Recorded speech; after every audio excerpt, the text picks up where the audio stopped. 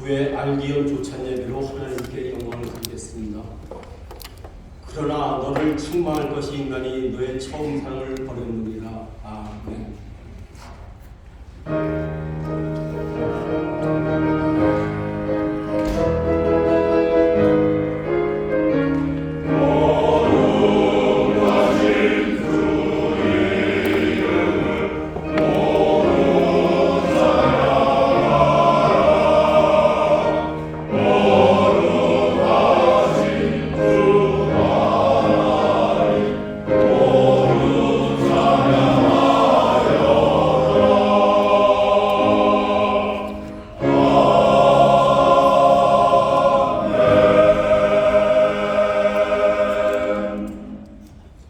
사랑과 은혜가 풍성하신 하나님 아버지 감사드립니다. 이 아침도 저희를 예배의 자리로 불러주셔서 감사와 경배와 찬양으로 주님께 영광을 돌리게 하여 주시니 감사를 드립니다. 주님만을 섬기며 살겠다 하면서도 세월의 연유가 지날수록 저희의 유익과 욕망을 위하여 수시로 주님을 부리며 이용하며 살아왔음을 고백드립니다. 주님께서는 자신을 버리시면서까지 저희를 위해 낮은 자리로 오셨건만 저희는 섬기기보다는 섬김을 받으려는 자리에 머물러 있었음을 또한 고백드리오니 긍휼히 여겨주시옵고 보혈의 피로 정결케 하여 주십시오. 온 마음과 정성을 다하여 드리는 예배를 통하여서 주님께서 홀로 영광 받아 주시옵고 저희의 말의 심정이 다시 회복되어 말씀이 저희의 삶이 되고 저희의 삶이 예배가 되게 하여 주시옵기를 바라오며 우리 주 예수 그리스도의 이름으로 기도드립니다. 저희의 믿음을 사도신경으로 고백드리겠습니다. 나는 전능하신 아버지 하나님 천지의 창조주를 믿습니다. 나는 그의 유일하신 아들 우리 주 예수 그리스도를 믿습니다. 그는 성령으로 잉태되어 동정녀 마리아에서 나시고 본디오 빌라도에게 고난을 받아 십자가에 못 박혀 죽으시고 장사된 지 사흘 만에 죽은 가운데서 다시 살아나셨으며 하늘에 오시어 전능하신 아버지 하나님께 앉아 계시다가 거기로부터 살아있는 자와 죽은 자를 심판하러 오십니다. 나는 성령을 믿으며 거룩한 공교회와 성도의 교제와 죄를 용서하는 것과 몸의 부활과 영생을 믿습니다. 아멘. 같이 저희들이 ROC 기독장로 연합회 공동 기도문을 낭독하겠습니다. 하늘에 계신 우리 아버지, 우리의 모든 죄를 예수 그리스도의 보혈로 깨끗이 씻어주시고 자녀 삼아 주심을 감사합니다. 항상 알려와 함께하여 주시고 모든 자녀들에게 축복을 정원하사 예수 그리스도 안에서 나라가 되게 하옵소서. 하나님의 분자로서 군복음화, 민족복음화, 세계복음화의 사명을 다하는 주님의 강한 분자가 되게 하옵소서. 예수 그리스도 이름으로 기도합니다. 아멘. 찬송가 433장입니다.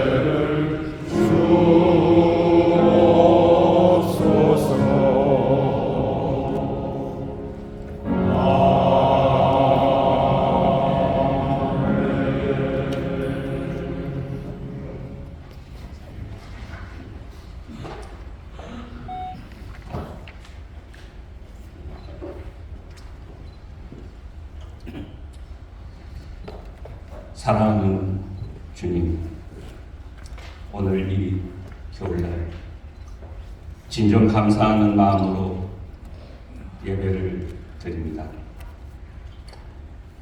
늦은 비와 이른 비의 모든 은혜가 가득했었던 2023년 나날들을 특별히 감사드리오니 저희의 이 예배를 기뻐 받아 주시옵소서.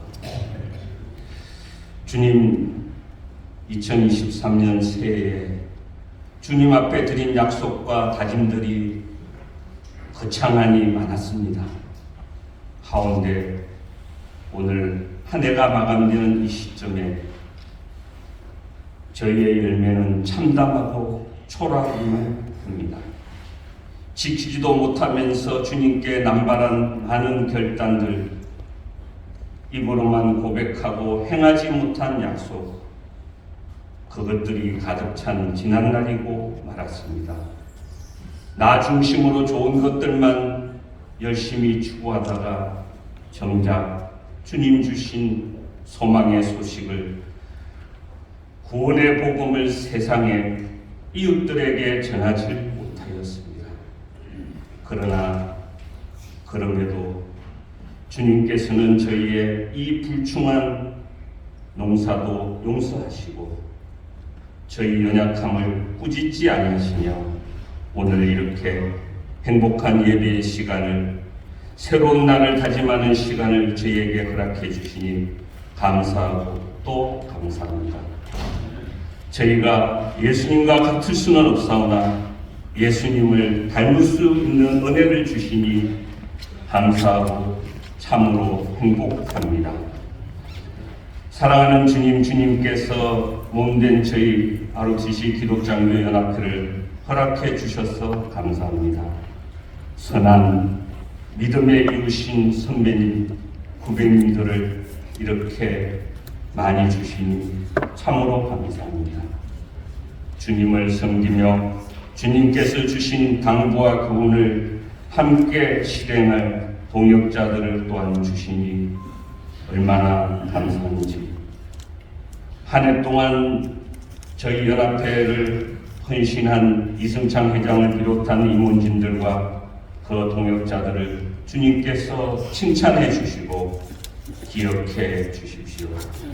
또 오늘 19번째 총회를 허락하시니 새로이 저희 연합회를 이끌 회장단과 인력원들을 주님 성령께서 격려하시고 사명에 불붙는 은혜를 이끌어 주십시오.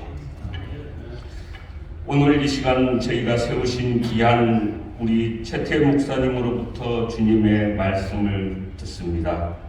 삶과 두려워 말라는 이 말씀으로 저희를 사랑하시는 주님의 뜻을 저희가 잘 알아낼 수 있도록 도와주십시오. 그 말씀으로 내 안에서 꺼져가는 빛을 다시 밝혀주십시오. 생명을 더하여 주십시오. 또 오늘 이 귀한 예배를 준비한 저희 17기 신회원들의 아름다운 마음도 주님 꼭 기억해 주시옵소서. 특별히 오늘도 아름다운 목소리로 주님께 찬양하는 저희 찬양단의 경배를 주님께서 기쁘게 받아 주시옵소서. 사랑하는 주님, 이 추운 날 북녘 땅에 있는 믿음의 형제 자매들을 오늘도 지켜 보호해 주십시오. 그들을 주님 건져내 주십시오. 못된 결박이 풀어지는 그날이, 잊혀진 교회의 종소리가 다시 울리는 그날을 주님 꼭 허락해 주십시오. 내년에는 그 땅에서도 찬송과 기도가 울려 퍼지게 하여 주십시오. 주님, 저희가 기경한 믿음의 밭을 오늘 개수하여 보니 핑계는 넘쳤고 정작 결실은 참 초라했습니다. 그러나 주님께서는 저희에게 행복한 예배를 오늘 주셨고 또 감사할 내일을 약속하셨기에 저희 주님을 힘껏 찬미합니다. 사랑하는 주님, 저희와 항상 함께하여 주시옵소서. 감사와 찬미를 올리며 예수 그리스도 이름으로 기도합니다. 아멘.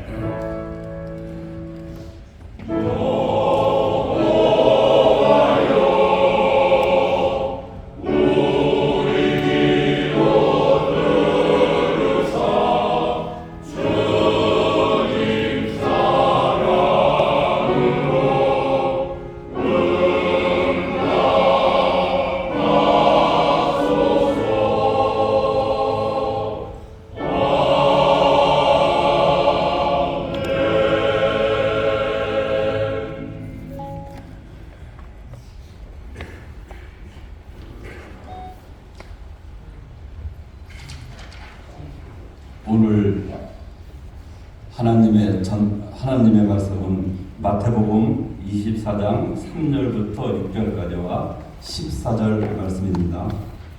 마태복음 24장 3절부터 6절까지와 14절 말씀입니다. 하나님의 말씀을 봉독하겠습니다. 예수께서 감나산 위에 앉으셨을 때 제자들이 조용히 와서 이르되 우리에게 이르소서 어느 때에 이러한 일이 있겠사오며 또 주의 임하심과 세상 끝에는 무슨 징조가 있사오리까? 예수께서 대답하여 이르시되 너희가 사람의 미혹을 받지 않도록 주의하라. 많은 사람이 내 이름으로 와서 이르되 나는 그리스도라 하여 많은 사람을 미혹하리라. 난리와 난리 소문을 듣겠으나 너희는 삼가 두려워하지 말라. 이런 일이 있어야 하되 아직 끝은 아니니라. 이 천국 복음이 모든 민족에게 정연되기 위하여 온 세상에 전파되리니 그제야 끝이 오리라. 하나님의 말씀을 봉독하였습니다. 많은 은혜 받으시기 바랍니다.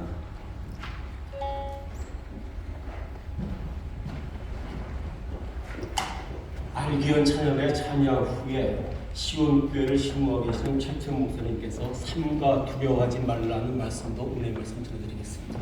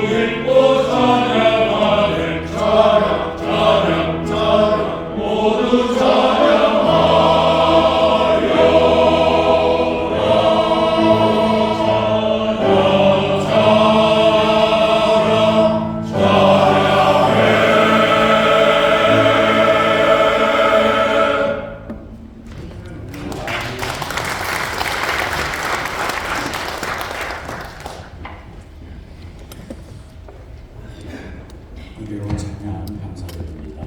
역시 남성 합창에 힘이 있고 은혜가 충만한 것 같습니다. 이런 아침 은혜로운 찬양으로 영광을 하나님과 그린 찬양대로에 감사의 말씀을 드립니다. 절하고 교회가 같이 나란히 이렇게 붙어 있었습니다.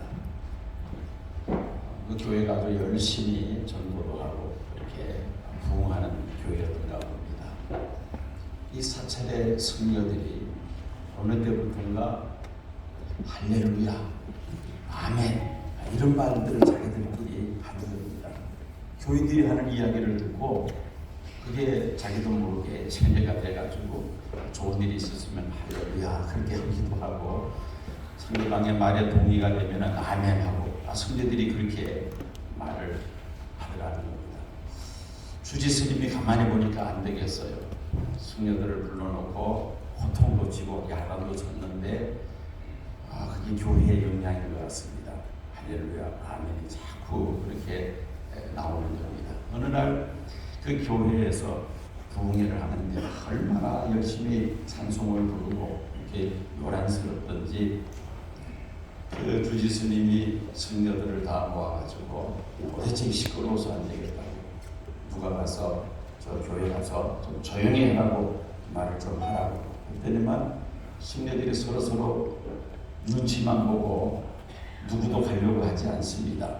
그러자 이 주지스님이 제일 젊은 성녀에게 야 너 갔다 와 그랬더니 이 사람이 제일 젊은 성녀가 하는 말이 예 제가 십자가 지겠습니다. 이렇게 하더라는 거예요. 제가 십자가 지겠습니다. 제가 오늘 십자가를 줬어요. 우리 17기의 훌륭한 목사님들이 많이 계시는데 잘 참석도 안 하고 모임에 잘 참석도 안 하는 저한테 제일 게으르고 나태한 최 목사가 해야 된다고 짐이 무거운 짐이 저한테로 막 오고 말았습니다. 그래서 제가 오늘 십자가를 졌습니다. 전혀 감동이 안 되시는가 봐요. 십자가를 졌는데 이거 얼마나 힘이 든지 어젯밤 2시 반까지 PPT 작업을 했습니다. 오늘 설교할 프레젠테이션을 하려고 2시 반까지 작업을 하고 이렇게 새벽에 남았습니다. 상당히 좀 복잡하고 어려운 내용이어서 좀 프레젠테이션을 하면서 해야 이해가 좀 빠를 것 같아서 제 나름대로는 이 PPT를 열심히 한번 준비를 해봤습니다. 여러분 우리가 살고 있는 이 세상이 사실 알고 보면 굉장히 두려운 그런 시대를 우리가 살아가고 있습니다. 지난 2002년 2월 4일 러시아의 우크라이나 침공으로 인해서 전 세계가 두려움에 사로잡혔습니다. 미국을 위시한 서방 국가들은 우크라이나를 지원하고 또 러시아와 서방 국가들 간에 이것이 핵전쟁으로 비화되지 않겠는가 정말 작년 한 해 초 긴장하면서 우리가 그 러시아와 우크라이나 전쟁을 우리가 보았습니다. 핵전쟁으로 비화되지 않은 상태에서 지금도 여전히 전쟁은 계속되고 있죠. 설상가상으로 또 지난 10월 7일 이스라엘이 팔레스타인의 하마스로부터 기습 공격을 받습니다. 그래서 많은 피해를 입게 됩니다.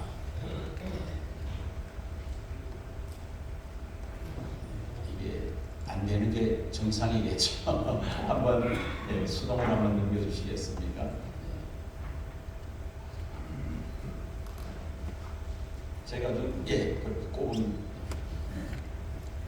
제가 드린 그 조그마한 수신기를 컴퓨터에다가 꼽아주셔야 됩니다. 꼽았습니까? 거기서 해야 됩니까? 알겠습니다. 그럼 수동으로 좀 해주십시오. 자, 계속해서 그냥 넘겨주시면 됩니다. 여러분들이 잘 아시는 시사적인 문제이기 때문에 그림만 보셔도 여러분들이 아시리라 생각이 듭니다. 한꺼번에 다 넘겨버리면 안 되는데 하나씩 당시 이스라엘이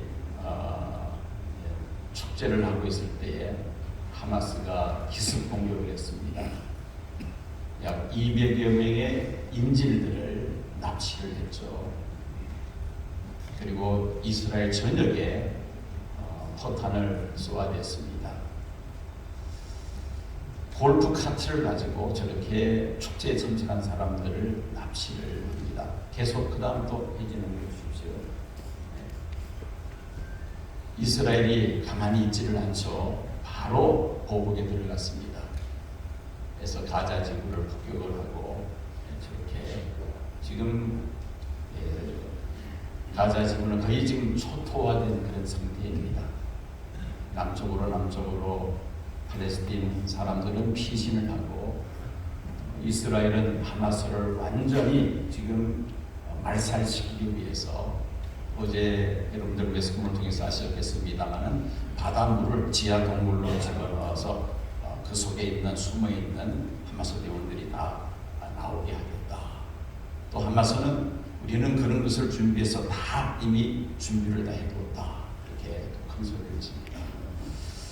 이 전쟁이 어느 선까지 진행될 것인가? 지금 미국이 확전되지 않기 위해서 지금 나름대로는 애를 씁니다만은 아랍 국가들이 만약에 팔레스타인을 지원하기 시작한다면은 3, 4세계 대전은 불보듯이 뻔한 그러한 일입니다. 자, 이런 시국에서 온갖 또 종말론들이 유튜브를 통해서 확산이 되고 있고 사람들이 많이 또 불안해합니다. 성경 말씀에 비추어서 오늘 우리가 살고 있는 이 시대를 우리가 조명하면서 이 시대에 우리가 해야 할 일은 무엇인가 한번 말씀을 통하여 찾고자 합니다. 예수님께서 제자들과 함께 마지막으로 십자가 달려 죽으시기 전에 마지막으로 예루살렘을 방문합니다. 그때 예루살렘에 있는 예루살렘 성전은 그 당시 왕이었던 헤롯 대왕이 유대인들의 환심을 사기 위해서 성전을 새롭게 잘 건축했습니다. 그 성전을 제3성전이라 부르기도 하고요. 또 헤로드 성전이라고 부르기도 합니다. 저 북쪽 갈릴리 호수 주변에 살고 있었던 예수님의 제자들, 이 남쪽에 있는 그 수도 예루살렘에 헤로드 왕이 화려하고 웅장하게 지어진 그 예루살렘 성전을 보면서 감탄하고 있을 때에 예수님께서 그들에게 충격적인 말씀을 하십니다. 돌 하나도 돌 위에 남지 않고 다 무너질 것이다. 너무나 충격을 받았던 제자들은 아무 말도 하지 못하고 예수님과 함께 그 예루살렘 성전이 있는 시온산 맞은편에 있는 감람산에 올랐을 때에 제자들이 조용히 묻습니다. 어느 때에 그런 일이 있겠사오며 주의 오심과 세상 끝날에는 무슨 징조가 있겠습니까? 질문을 하죠. 한번 또 PPT를 비춰주시기를 바랍니다. 이게 되면은 참 편하고 좋은데 이게 지금 안 된다 그러니까 천상 방송실에서 수동으로 수고를 좀 해주셔야 되겠습니다. 두 가지 질문을 합니다. 예루살렘의 멸망의 때가 언제입니까? 두 번째, 주의 임하심과 세상 끝의 징조는 무엇입니까? 예수님께서 그 두 가지를 자세하게 대답하신 내용이 마태, 마가, 누가복음에 다 나와 있습니다. 정리하면은 이렇습니다. 예루살렘의 멸망의 때에 대해서 다음 페이지 넘겨주십시오. 예루살렘의 멸망에 대해서 예수님께서 예언을 하십니다. 군대가 에워싸거든 성 바깥으로 나가라 말씀하시죠. 예루살렘이 멸망할 것을 제자들에게 말씀하십니다.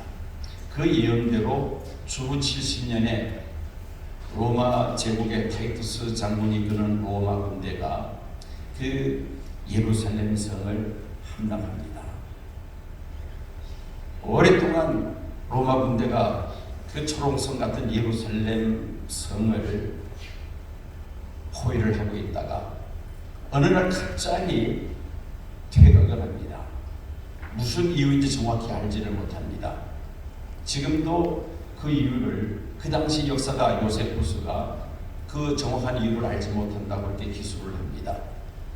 그때 로마 군대가 퇴각하는 모습을 보고 굳게 잡혔던 예루살렘 성문이 열려지면서 이스라엘 군대가 귀를 추격을 하죠. 도망가던 퇴각하는 듯한 로마 군대가 갑작스럽게 180도 방향을 바꿔서 뒤쫓아오는 이스라엘 군대를 공격을 하고, 그리고는 그 열려진 성문 안으로 군대가 들어가서 예루살렘 성은 완전히 파괴되고 말았습니다. 그리고 그 성에 살고 있었던 유대인들은 죽거나 아니면은 붙잡혀서 포로로 붙잡혀 갑니다. 그런데 그때 놀랍게도 살아난 사람들이 있죠. 어떤 사람이냐? 예수님께서 감람산에서 오늘 본문 말씀 마태복음 24장 그 말씀을 기억하고 있던 경건한 크리스찬들은 예수님의 말씀을 기억하고 잠시 성문을 열어두었을 때에 펠라공자로 피신을 합니다. 그래서 그들의 신앙을 지킬 수가 있었다. 유대 역사가 요세푸스의 기록입니다. 예수님이 예루살렘 열방에 대해서 예언하신 그 말씀이 역사 속에서 주 70년에 그대로 이루어지고야 말았습니다. 이제 두 번째 질문이 무엇입니까? 다음 페이지 넘겨주십시오. 주의 오심과 세상 끝날의 징조에 대해서 제자들이 질문을 했습니다. 그 세상 끝의 징조에 대해서 마태복음 24장을 보면은 6가지를 예수님께서 말씀하셨습니다. 넘겨주십시오. 첫 번째 징조가 무엇이냐? 계속해서 넘겨주시면 되겠습니다. 그 정말의 징조에 대해서 계속해서 페이지를 넘겨주시면 됩니다. 다음, 첫 번째 징조가 무엇이냐? 미혹입니다. 계속해서 넘겨주시면, 터치해 주시면 됩니다. 다 같이 한번 4절 5절 읽을까요? 많은 사람이 내 이름으로 와서 이르되 나는 그리스도라 하여 많은 사람을 미혹하리라. 많은 사람을 미혹하는 일이 있을 것을 말씀하셨죠. 그 다음 두 번째, 계속해서 터치를 해주시면 됩니다. 6절, 7절, 3절 다 같이 읽겠습니다. 난리와 난리의 소문을 듣겠으나 너희는 삼가 두려워하지 말라. 이런 일이 있어야 하되 아직 끝은 아니니라. 민족의 민족을, 나라가 나라를 대적하여 일어나고 전쟁들이 일어날 것을 예수님께서 말씀하셨습니다. 다음 세 번째, 7절 중간 부분 다 같이 읽습니다. 곳곳에 기근과 지진이 있으니 기근이 있을 것을 말씀하셨습니다. 다음 네 번째로 지진이 있을 것을 말씀하셨죠. 다시 한번 읽습니다. 곳곳에 기근과 지진이 있으니. 그리고 다섯 번째, 환란이 있을 것을 말씀하셨습니다. 9절에서 12절 다 같이 읽습니다. 그때 사람들이 너희를 환란에 넘겨주겠으며 너희를 죽이리니 너희가 내 이름 때문에 모든 민족의 미움을 받으리라. 그때 많은 사람이 실족하게 되어 서로 잡아주고 서로 미워하겠으며 거짓 선지자가 많이 일어나 많은 사람을 미워하겠으며 환란, 성도들에게 환란이 있을 것을 말씀하셨습니다. 그 다음에 여섯 번째, 천재지변입니다. 29절 다 같이 읽겠습니다. 그날 환란 후에 즉시 해가 어두워지며 달이 빛을 내지 아니하며 별들이 하늘에서 떨어지며 하늘의 권능들이 흔들리니라. 하늘과 달의 색깔이 변해지고 하늘에서 별이 쏟아지는 이런 천재지변이 있을 것을 말씀하셨습니다.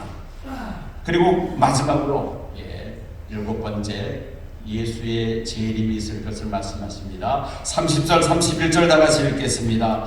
그때 인자의 징조가 하늘에서 보이겠고 그때 땅의 모든 족속들이 통곡하며 그들이 인자가 구름을 타고 능력과 큰 영광으로 오는 것을 보리라. 그가 큰 나팔 소리와 함께 천사들을 보내리니 그들이 그의 택하신 자들을 하늘 이 끝에서 저 끝까지 사방에서 모으리라.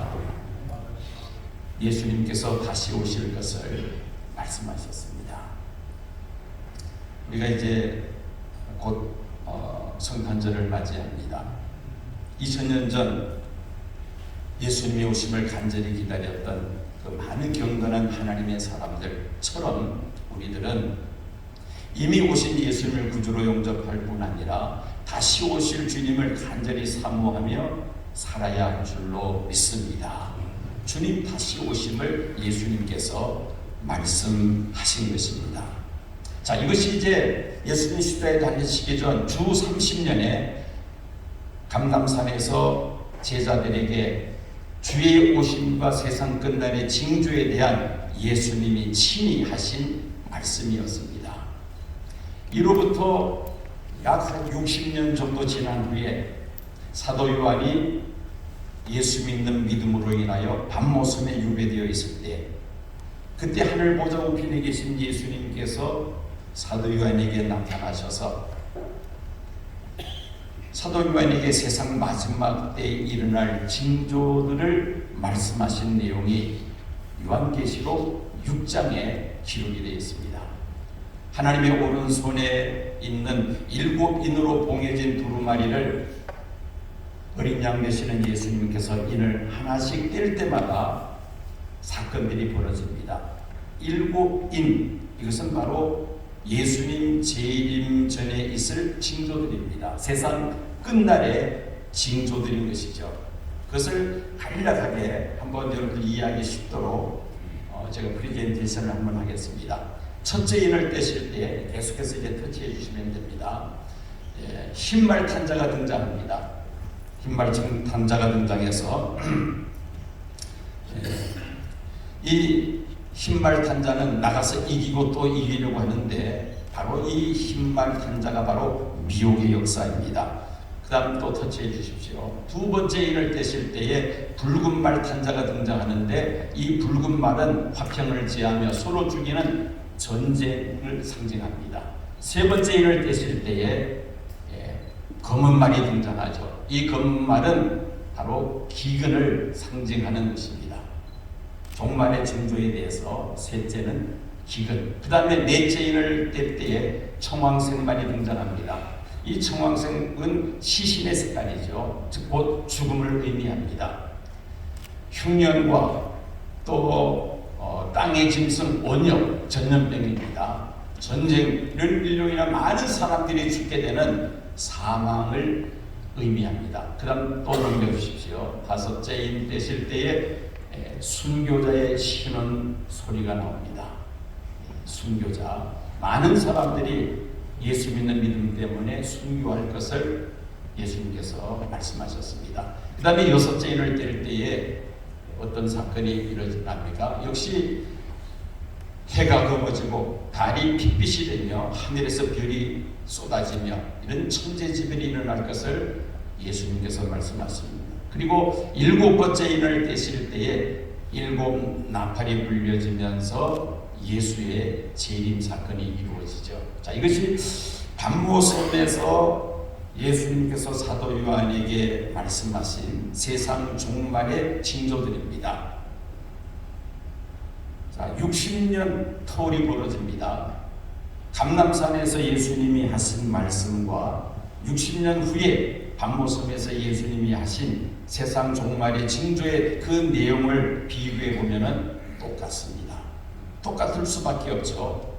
말씀하시는 분이 한 분이고 그 말씀을 들은 사도 요한이 또 제자들이 그 말씀을 기록했기 때문입니다. 사도 요한은 감람산에서도 있었고 60년 후에 밤모섬에서도 있었습니다. 동일한 분이 동일한 제자에게 하신 말씀이 다르다면은 말이 안 되죠. 같을 수밖에 없다는 겁니다. 비교해 보면은 요한계시록 1장과 마태복음 24장의 세상 종말의 징조들을 비교해 보면은 동일함을 우리가 발견하게 됩니다. 그리고 이어서 이제 일곱 나팔이 불려집니다. 일곱째 인을 떼실 때 일곱 나팔이 불려지죠. 그 일곱 나팔은 천사들이 붑니다. 이는 예수님이 하나씩 떼시는데 그것이 종말의 징조들에 대해서 사인들이 나오고요. 그 다음에 일곱째 인을 떼니까 천사들이 등장해서 천사들이 나팔을 불기를 시작합니다. 그 일곱 나팔을 또 제가 간략하게 한번 설명하겠습니다. 먼저 8장 7절 보면은 피 섞인 우박과 불이 땅에 쏟아져서 땅의 3분의 1, 수목의 3분의 1, 각종 푸른 불이 불에 사여집니다. 그 다음에 둘째 천사가 나팔을 불 때에, 계속해서 넘겨주십시오. 둘째 천사가 나팔을 불 때에 불 붙는 큰 산이 바다에 떨어지면서 바다의 3분의 1, 바다의 생명 가진 피조물 3분의 1이 끼어집니다. 그 다음에 셋째 나팔을 불 때에 어떤 사건이 벌어지느냐, 횃불같이 타는 별이 강들과 여러 샘에 떨어져서 물들의 3분의 1이 쑥이 되고 물을 마신다고 하는데 많은 사람들이 죽습니다. 넷째 나팔을 불 때 또 어떤 사건이 벌어집니까? 아무런 어디에 무엇이 떨어졌다는 내용이 없습니다만은 해 3분의 1, 달 3분의 1, 별들의 3분의 1이 침을 받아 밤과 낮에 3분의 1이 빛을 잃는 그런 사건이 벌어집니다. 이것은 과연 어떤 사건이겠는가 이제 추측을 합니다. 그런데 이구동성으로 과학자들이 하는 말은 핵겨울이 올 것을 예언하고 있습니다. 첫째, 둘째, 셋째 나팔이 핵전쟁이 벌어지면은 땅의 3분의 1, 바다의 3분의 1, 강과 물섬의 3분의 1이 파괴된다는 것이죠. 죽는다는 겁니다. 그런 핵전쟁이 일어난다면 핵분진, 핵폭발로 인하여 핵겨울이 온다는 겁니다. 빛이 그 분진 때문에 지구에 내려오지 못하고 차단됨으로 이 지구는 핵겨울이 온다는 것이죠. 너무나도 과학적인 그러한 설명입니다. 그 다음에 다섯째 나팔을 불 때에 어떤 일이 벌어집니까? 황충의 화가 일어납니다. 하나님의 인을 맞지 않은 사람들이 5달 동안 이 황충으로 말미암아 괴롭힘을 당합니다. 황충은 귀신들을 가리키죠. 핵전쟁이 일어난다면 수많은 사람들이 전쟁 트라우마로 인해서 정신질병을 앓게 될 것입니다. 3분의 1이 죽는다고 성경은 예언하고 있는데 얼마나 많은 사람들이 충격을 받겠습니까? 전쟁으로 말미암아. 그래서 그 전쟁 트라우마로 인해서 예수를 구주로 영접하지 아니하고 믿음이 없는 사람들은 귀신에게 저렇게 시달리는 화가 있을 것이라는 말씀입니다. 그 다음에 여섯째 나팔을 불 때에 동서 전쟁이 벌어집니다. 유프라테스 강에 마르면서 동과 서에 큰 전쟁이 있을 것을 예언합니다. 역시 전쟁입니다. 일곱째 나팔을 불 때에 일곱 천사가 일곱 대접 재앙을 땅에 쏟는 그러한 사건이 벌어지죠. 자, 우리는 이 나팔을 통해서 또 큰 전쟁이 벌어진다는 것을 우리가 알 수가 있습니다. 첫째 나팔에서 셋째 나팔까지가 3차 세계대전 핵전쟁, 넷째 나팔은 핵겨울, 다섯째 나팔은 귀신, 황충의 화가 이루어진다는 겁니다. 그리고 이어서 또 동서전쟁이 있을 것이다. 즉 세상 종말에 이른 큰 전쟁들이 일어날 것을 우리는 성경을 통해서 우리가 알 수가 있습니다. 자, 그러면 오늘 우리가 살고 있는 이 시대를 이 말씀의 조명에서 한번 간단하게 살펴봅니다. 우리나라만 하더라도 신천지 하나님의 교회 같은 이런 이단이 얼마나 극성을 떨었고 지금도 또 역시 극성을 떨고 있습니다. 지구온난화로 인한 자연재해가 지금 한 해 한 해 다르게 지금 급증하고 있습니다. 폭염, 러시아에서 유럽에서 수만 명이 폭염으로 사망했습니다. 인도에서 수천 명이 최근에 사망했습니다. 가뭄, 스페인, 포르투갈, 아프리카 북동부 지역 가뭄이 심각하죠. 이 가뭄은 식량 문제와 직결되고 기근과 또 연결이 됩니다. 대형 산불, 미국의 캘리포니아, 캐나다 얼마나 큰 산불들이 계속 일어났습니까?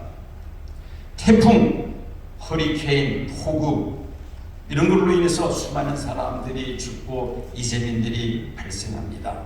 해수면이 지금 상승하고 있습니다. 특별히 지진으로 인한 피해가 최근에 심해지고 있죠.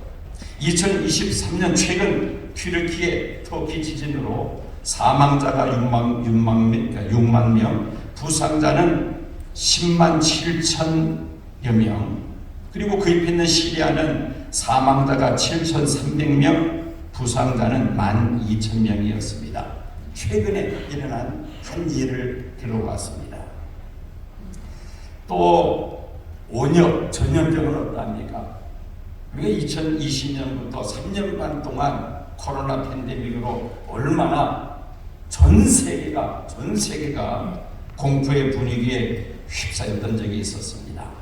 전 세계 사망자가 700만 명 되었다고 합니다. 우리나라는 3만 6천여 명이 코로나로 사망을 했습니다. 자, 이런 모든 일들은 세상 종말이 무엇이라고 말할 수 있을까요? 징조들이다. 그렇게 우리가 말할 수가 있어요. 어느 누구도 이걸 부인할 수 없습니다. 갈수록 점점 더 이런 징조들이 우리 앞에 더 확산되고 있다는 것입니다. 이런 일이 있을 것을 2000년 전에 예수님이 말씀하시면서 뭐라고 예수님 말씀하셨습니까? 삼가 두려워하지 말라. 한번 따라해 보시기 바랍니다. 삼가 두려워하지 말라. 마태복음 24장 6절 말씀 다 같이 읽겠습니다. 난리와 난리 소문을 듣겠으나 너희는 삼가 두려워하지 말라. 이런 일이 있어야 하되 아직 끝은 아닙니다. 이런 일이 있은 후에 세상 끝이 온다. 우리 그리스도인들이 그토록 사모하는 예수님의 재림이 그때 이루어진다는 것입니다. 그래서 우리는 두려워해서는 안 된다는 말씀입니다. 토마스 왓슨은 이런 말을 합니다. 세상은 평화 속에서도 재난을 만들어내지만 하나님은 재난 속에서도 능히 평화를 만들어내실 수 있다. 이 평화는 하나님께서 우리의 마음에 주시는 평화입니다. 하나님과의 관계가 회복될 때 우리가 누릴 수 있는 영원한 평화를 말하는 것이죠. 세상은 갈수록 전쟁은 더 확산될 것입니다. 그러나 예수 믿는 사람들은 하나님이 주시는 그 평화를 가지고 이런 세상을 믿음으로 헤쳐 나가야 할 줄로 믿습니다. 정말에 또 다른 징조가 하나가 있습니다. 오늘 이 설교의 결론이기도 합니다. 14절 말씀이죠. 다음 페이지 넘겨주십시오. 14절 말씀 또 넘겨주십시오. 우리 다 같이 14절 말씀 함께 읽겠습니다. 이 천국 복음이 모든 민족에게 증언되기를 위하여 온 세상에 전파되리니 그제야 끝이 오리라. 세상 종말의 또 다른 징조가 무엇입니까? 예수의 복음이 어떻게 된다? 온 세상에 전파된다. 땅끝까지 예수의 복음이 전파되면 그제야 끝이 오리라. 우리는 물론 앞서 보았던 그런 징조들도 우리가 알아야 되겠고 또 그런 징조 속에서 우리가 살아가고 있습니다만은 우리는 여기에 두려워하고 함몰될 것이 아니라 또 다른 징조를 볼 수 있어야 합니다. 지금 복음이 어디까지 전파되고 있는가? 이 복음이 온 세상에 전파되면은 예수님 오신다고 말씀하셨는데 여기서 온 세상에 전파된다는 것은 세상 모든 사람들이 다 믿는다는 말은 아닙니다. 전파된다는 것이죠. 듣고 믿을 사람은 믿고 안 믿을 사람은 또 혹시 안 믿을 겁니다. 중요한 것은 이 복음이 지금 어디까지 전파되고 있는가. 다음 페이지 넘겨주십시오. 2022년 작년 연말 한국교회 선교사 파송 현황입니다. 약 22,000명 정도 파송하고 있습니다. 여러분 보면은 이제 맨 아래 칸이 2022년이고 그 위에 이제 2001년부터 쭉 이렇게 내려옵니다. 그런데 그 숫자가 지금 어떻게 되고 있습니까? 점점 줄어들고 있습니다. 항아리처럼 이렇게 줄어들고 있습니다. 특별히 코로나 팬데믹 때부터 해서 급속히 선교사 수가 줄어들고 있는 그런 현상이 지금 우리 앞에 우리 한국에 일어나고 있습니다. 자, 그런데 미전도 종족 아직도 복음이 전파되지 않은 종족은 얼마나 되는가? 이 미전도 종족이란 기독교 신자가 5% 이하이고 복음주의자가 2% 이하일 때 미전도 종족이라 그렇게 말을 합니다. 외부의 지원 없이 종족 그룹 스스로 복음화시킬 수 있는 능력이 없을 때에 이것을 미전도 종족이라 그렇게 표현을 하는데, 지금 다음 페이지 넘겨주세요. 미전도 종족에 어느 정도 되느냐? 지금 세계 모든 그 종족으로 따질 때, 이건 선교학에서 이야기하는 겁니다. 종족을 계산할 때에 약 17,290 종족들이 있는데, 그 중에 복음이 전파되지 못한 종족은 얼마나 되느냐? 41.9%입니다. 7,253 종족은 아직 전혀 복음이 들어가지 않은 종족이다라고 그렇게 말을 합니다. 80억의 인구 가운데 34억만 명이 미전도 종족에 속한다는 것입니다. 뒤에 더 많습니다만 프리젠테이션이 약 힘들어서 그냥 바로 정리하겠습니다. 시간도 많이 갔네요. 자, 이제 문제는 우리가 해야 될 일은 무엇입니까? 온 세상에 복음이 전파돼야 주님 다시 오신다 그랬는데, 우리가 해야 될 일은 복음을 땅끝까지 전파하는 일을 위해서 기도하고 우리가 힘을 써야 하는 것이죠. 그것이 바로 오늘 우리들에게 주어진 과제인 줄로 믿습니다. 근데 미전도 종족은 내 가정에도 있을 수가 있죠. 내 가정에, 내 친척 가운데, 내 친구들 가운데 아직도 예수 믿지 않는 사람들이 있지 않습니까? 또 군 복음화 얼마나 우리 군목들이 수고를 많이 하고 있습니까? 지금 청년들 지금 5% 안 된다 그러죠. 교회 나가는 사람들이 5% 미만입니다. 청년들이 미전도 종족이라고 말을 합니다. 중고등학교, 초등학교는 더 심합니다. 한 반에 교회 나가는 아이들이 1명 될까 말까입니다. 25명 중에 교회 나가는 아이가 1명 될까 말까입니다. 완전히 미전도 종족입니다. 멀리 있는 것이 아니라 지금 초등학교가 좀 그런 상황이라는 것이죠. 또 여러분, 아직 복음이 전파되지 않은 그런 지역들, 복음의 오지들이 얼마나 많습니까? 그래서 우리가 관심을 가져야 될 것은 전쟁과 전쟁 소문에 인해서 두려워할 것이 아니라, 세상 종말의 징조가 우리 앞에 이렇게 진행되고 있는데 우리가 해야 할 일은 예수의 복음을 땅끝까지 전파하는 일이다. 이런 확신을 가지고 내 가정, 또 내 친지들, 이웃들, 또 우리 대한민국뿐만 아니라 땅끝에 이르기까지, 또 특별히 아버지시 군복음화를 위해서 함께 힘을 합하여 열심히 달려갈 때에 주님 다시 오시는 그날에 착하고 충성된 종이라 칭찬과 상급을 받게 될 줄로 믿습니다. 기도하겠습니다. 하나님 감사합니다. 세상 종말의 징조가 우리 앞에 전개되고 있는 이런 상황 속에서 눈에 보이는 것으로 두려워하지 않게 하여 주옵시고, 복음이 땅끝까지 전파되면 그제야 끝이 오리라고 예수님 말씀하셨는데, 이 복음을 땅끝까지 전파하기 위하여 우리의 남은 여생을 하나님 앞에 충성 헌신하는 저희 모두가 되게 하여 주시옵소서. 예수님 이름으로 기도하옵나이다. 아멘.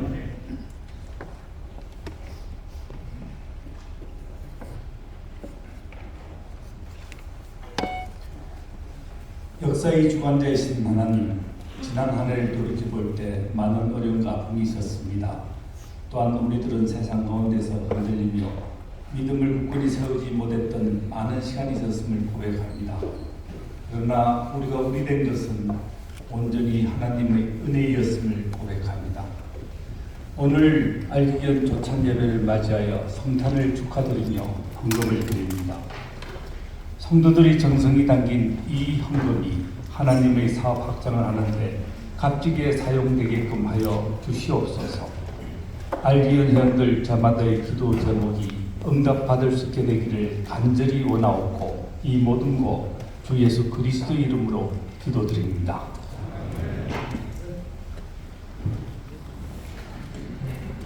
십칠기 신매일동의 찬양과 함께 특별 찬양 드리겠습니다. 특별히 특별 성탄 헌금을 같이 드리겠습니다.